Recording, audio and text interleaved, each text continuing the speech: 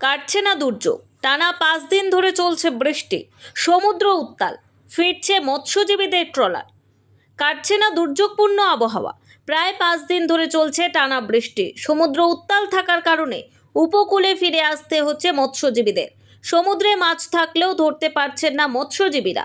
মূলত দুর্যোগপূর্ণ আবহাওয়া ও সমুদ্র উত্তাল থাকার কারণে কোনো ট্রলার জাল ফেলে মাছ ধরতে পারছে না, কারণ এখন গভীর সমুদ্রে নোঙর করে দাঁড়ানোর মতো পরিস্থিতি নেই। তাই সব ট্রলারগুলি বাধ্য হয়ে উপকূলের কাছাকাছি অবস্থান করছে। এদিকে মাছ না ধরে সমুদ্র থেকে বারবার ফিরে আসার কারণে ক্ষতির মুখে পড়েছেন মৎস্যজীবীরা। দুর্যোগপূর্ণ আবহাওয়া কাটলে আবারও ট্রলারগুলি মাছ ধরার উদ্দেশ্যে গভীর সমুদ্রে পাড়ি দেবে, কিন্তু সমুদ্র শান্ত না হলে কিভাবে তারা মাছ ধরবেন তা নিয়ে এখনও চিন্তিত। তবে সমুদ্রে মাছ ধরার উপর সরকারি নিষেধাজ্ঞা উঠে যাওয়ার পর প্রথম 2 থেকে 3 দিন জালে ভালো মাছ পড়েছিল। এরপর থেকেই হঠাৎই সমুদ্র উত্তাল হয়ে ওঠে। এখন বেশিরভাগ সময়ই মৎস্যজীবীরা ট্রলার নিয়ে উপকূলের কাছাকাছি অবস্থান করছে বলে মৎস্যজীবী সংগঠন সূত্রে জানা গিয়েছে। ব্যুরো রিপোর্ট, নিউজ দিগন্ত বার্তা।